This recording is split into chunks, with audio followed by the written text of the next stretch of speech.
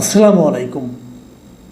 প্রিয় দর্শক, দুটো জনসভা দুটো সমাবেশ নিয়ে আজ কথা বলবো। একটা সমাবেশ ঢাকায় হয়েছে, আরেকটা সমাবেশ কক্সবাজারে হয়েছে, কিন্তু চকরিয়া হতে পারেনি। ঘটনাটা চকরিয়াতে ঘটেছে। ঢাকার সমাবেশটা জামাত ইসলাম করেছে। বাংলাদেশ জামাত ইসলামের এই সমাবেশকে নিয়ে গত কয়েকদিন ধরে কিন্তু নানা ধরনের আলোচনা চলছিল। জামাতকে রেলওয়ে কর্তৃপক্ষ কয়েকটা বগি দিয়েছিল, বিশেষ বগি, সেগুলো নিয়ে কথা হয়েছিল যে জামাতকে কেন বগি দেওয়া হলো। পরে অবশ্য রেল বিভাগ একটা ব্যাখ্যা দিয়েছে। তারা বলেছে জামাতকে এটা দেওয়া হয়েছে বাণিজ্যিক ভিত্তিতে। জামাত এটার ভাড়া পরিশোধ করেছে এবং রেল বিভাগ মনে করেছে যেহেতু ছুটির দিনে এমনিতে লোকজন কম হয় ট্রেনে, তাহলে ট্রেনে যদি দুটো বগি ফুল থাকে অসুবিধাটা কী।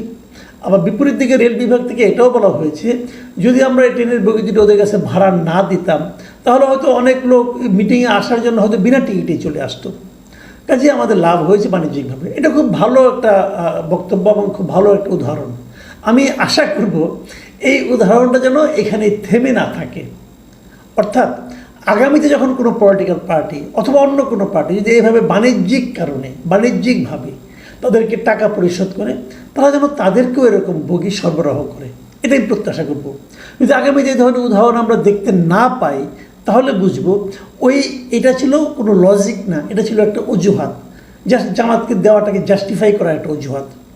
কি হবে আমরা খুব শীঘ্রই দেখতে পারবো। আমার ধারণা খুব শীঘ্রই ঢাকা শহরে আরও জনসভা হবে এবং সেই জনসভা যেগুলো হবে, যে পলিটিক্যাল পার্টিগুলো করবে, তাদের প্রতি অনুরোধ আপনারা রেল বিভাগের কাছে চাইবেন, দেখেন বগি পান কিনা, তারপরে এটা নিয়ে আমরা আলোচনা করব। কিন্তু সেটা ইম্পর্টেন্ট না। ইম্পর্টেন্ট হলো জামাতের মিটিংটা।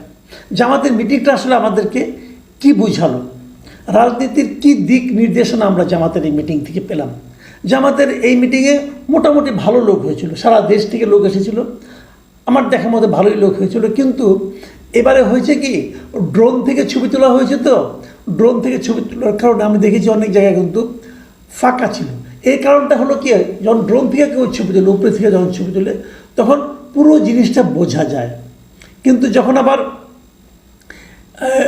পত্রিকার লোকের ছবি তুলে তখন ততটা একটা অ্যাঙ্গেল থেকে তুলে, তখন মনে হয় কিন্তু লোকে লোকারণ্য।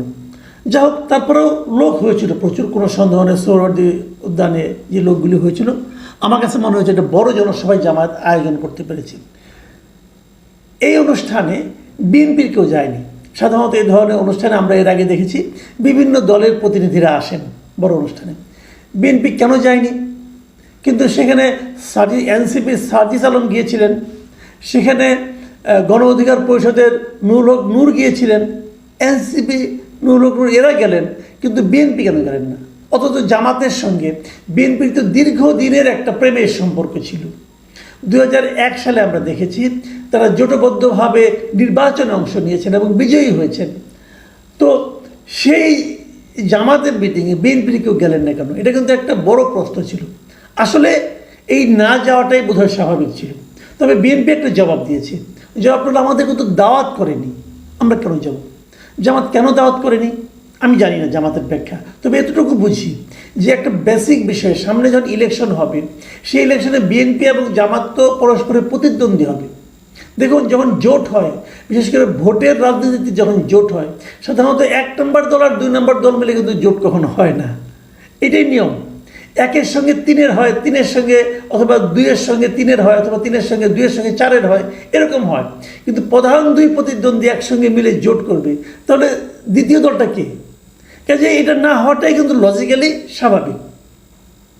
তারপরেও সামনে নির্বাচন হবে, নির্বাচনকে কেন্দ্র করে কিন্তু নানা রকম ইকুয়েশন এর মধ্যে চলছে, রাজনৈতিক বিরোধ আছে, পিআর পদ্ধতি নিয়ে একটা বড় বিরোধ আছে।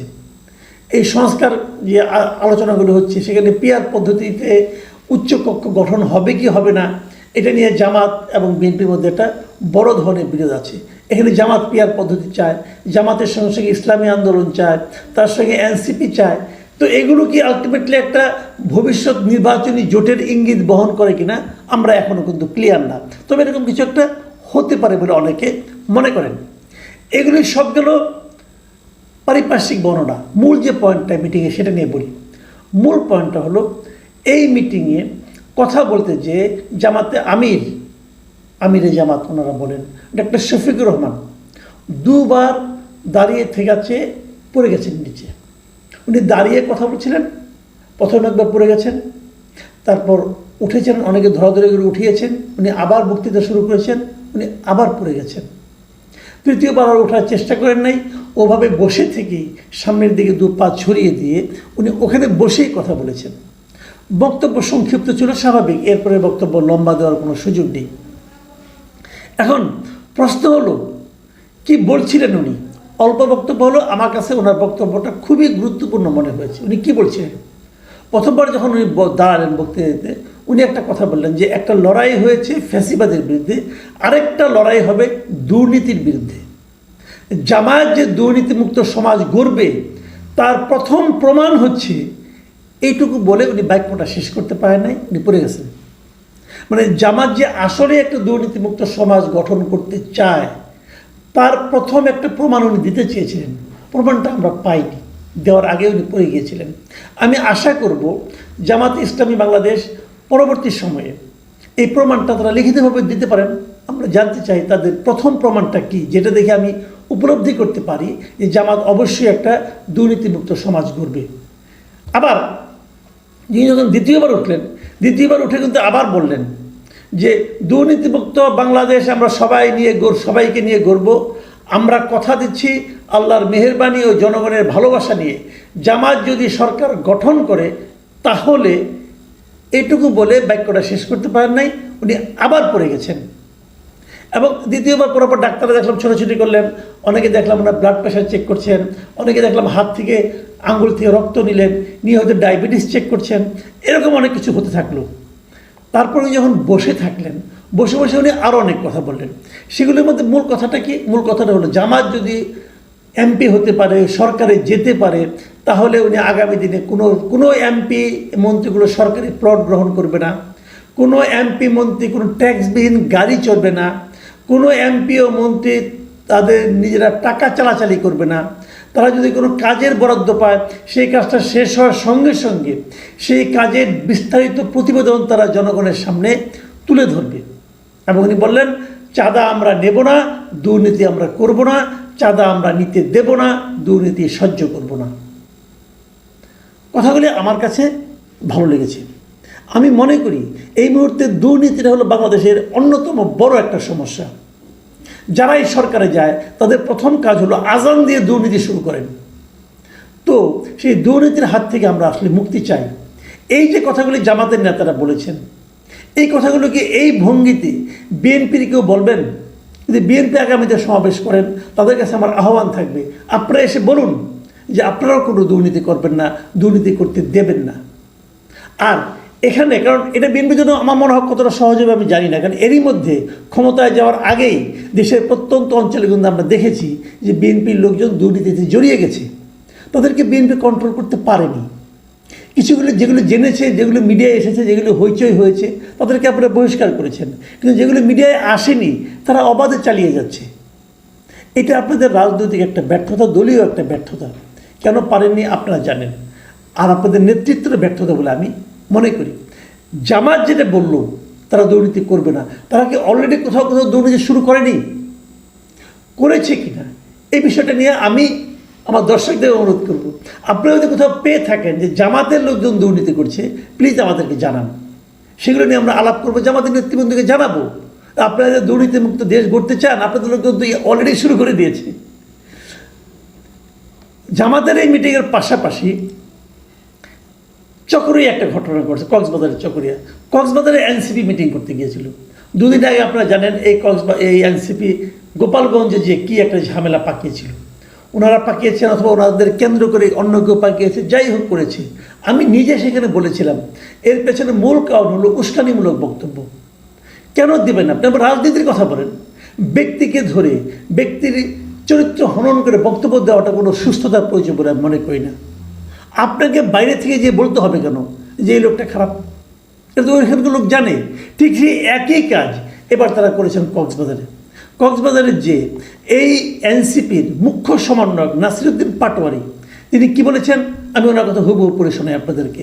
তিনি বলেছেন, আগে নারায়ণগঞ্জে বিখ্যাত গডফাদার শামীম ওসমান ছিল, এখন শুনছি কক্সবাজারের নব্য গডফাদার শিলং থেকে এসেছে, ঘের দখল করেছে, মানুষের জায়গা জমি দখল করছে, চাঁদাবাজি দখল করছে, আবার নাকি সে সংস্কারও বুঝে না। নাম না বললাম, কক্সবাজারের জনতা এ ধরনের সংস্কার বিরোধী যে পিয়ার বোঝে না, রাজপথে তাদেরকে দেখিয়ে দেবে ইনশাল্লাহ। এটা নাম বলা দরকার নেই ভাই, এটা সবাই জানে আপনি কার কথা বলেছেন। এটা যে সালাউদ্দিন আহমেদের কথা বলেছেন এটা সবাই জানে, কারণ সালাউদ্দিন আহমেদ দীর্ঘদিন এই সব গুম হওয়ার সময় আওয়ামী লীগ আমলে উনি শিলংয়ে অবস্থান করছিলেন, শিলং থেকে আসতে পারছিলেন বলে বলা হচ্ছিল। যাই হোক, এর ফলটা কী হলো? এর ফলটা হলো চকরিয়ায় তাদের যে সভাটা হওয়ার কথা ছিল সেই সভা মঞ্চ বিএনপির বিক্ষুব্ধ লোকজন যে ভেঙে দিয়েছে।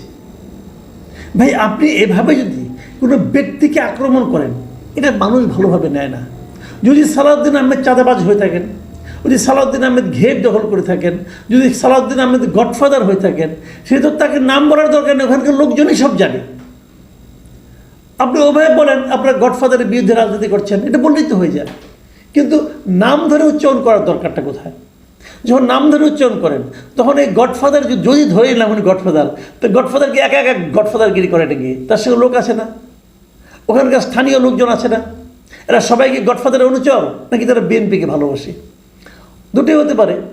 তারা তো মিছিল করে যে চকরিয়া আপনার মঞ্চ ভেঙে দিল, আপনিও তো পালিয়ে আসলেন, আপনি চকরিয়া যেতেই পারলেন না, লাভটা কী হলো? এখান থেকে না আমার মনে একটা সন্দেহ আসে। সন্দেহটা কি, এরা কি আসলে ইন্টেনশনালি সব জায়গায় যায় একটা করে গণ্ডগোল পাকাতে? কেন যায়? এই গণ্ডগোল পাকিয়ে তাদের লাভ কি?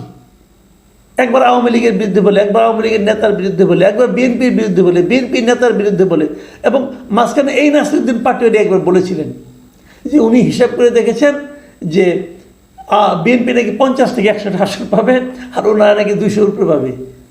এই ভদ্রলোক বলেছিল। তাকে আপনি তো বলবেন তার মাথা ঠিক নাই, এলোমেলো হয়ে গেছে, বলতে পারেন আপনি, কিন্তু আমি বলবো না। কারণ উনি তো এত বড় একটা দল এনসিপি, তার মুখ্য সমন্বয়ক, গুরুত্বপূর্ণ পদ, গুরুত্বপূর্ণ ব্যক্তি। তো গুরুত্বপূর্ণ ব্যক্তিদের কাছ থেকে আমরা কিন্তু আসলে গঠনমূলক বক্তব্য শুনতে চাই। আমি গতকালকে বলেছিলাম যে দেখেন, দেশটাকে বিভক্ত করার দায়িত্ব নিয়েন না, মানুষের মধ্যে ঐক্যবদ্ধ করার জন্য একটা প্রচেষ্টা করেন। কুৎসা রটনা করে, মানুষকে গালাগাল করে আমাদের দেশের মানুষের ভালোবাসা অর্জন করা যায় না। এই দেশের মানুষ বেসিক্যালি মিলেমিশে থাকতে চায়। সেই ধরনের কাজ করুন। মাস্তানি করে, মানুষকে তুচ্ছ তাচ্ছিল্য করে, যেটা নাকি আওয়ামী লীগের আমার অনেক মন্ত্রীরা করতো, হাসান মাহমুদ, ওবায়দুল কাদের, এরা করতো। মানুষ এটা পছন্দ করে না। যদি মানুষের ভালোবাসা অর্জন করতে না পারেন তাহলে বেশি দূর যেতে পারবেন না ভাই। এই দৌড় খেয়ে পালাতে হবে সব জায়গা থেকে। আমি একটা কথা বলে এখানে শেষ করি জামাতের মিটিং সম্পর্কে। জামাতের মিটিংয়ে জামাতের আমিরের যে পড়ে যাওয়ার ঘটনাটা, এটা নিয়ে দেখলাম সোশ্যাল মিডিয়ায় অনেকে নানা ধরনের ট্রল করেছেন, অনেকে বলেছেন এটা নাকি অভিনয় ছিল। আমি তাদের জন্য এটা বলবো, ভাই দেখেন, উনি একজন বয়স্ক লোক। আজকের আবহাওয়াটা দেখেন, প্রচণ্ড গরম ছিল, এর মধ্যে একজন মানুষ পড়ে যেতেই পারে। এটাকে এইভাবে ব্যাখ্যা করেন না। যারা এইভাবে ব্যাখ্যা করে এক ধরনের আমোদ অনুভব করছেন, আমি এই আমোদটাকে সমর্থন করতে পারি না ভাই। মানবিকভাবে দেখা উচিত। আপনি সুস্থ সবল মানুষ, আপনিও কখনো পড়ে যেতে পারেন। এটা অভিনয় হতে যাবে কেন? এটা অভিনয় করে না লাভ কি? যাই হোক, আমি আবারও বলছি, মানুষকে ইনসাল্ট করে কোনো লাভ নাই। কি সালাউদ্দিন সাহেব, কি জামায়াতের আমির, এদেরকে মানুষ হিসেবে বিচার করেন, মানবিক হন। তাদের ব্যাপারে সমালোচনা থাকতে পারে, সারাদিন সমালোচনা করেন, কোনো সমস্যা নাই। কিন্তু এই ট্রল করা, অমানবিক আচরণ করা এবং গালাগাল করা, এটা কোনো সুস্থতার পরিচয় বহন করে না। প্রিয় দর্শক, এখন এ পর্যন্তই। আল্লাহ হাফিজ।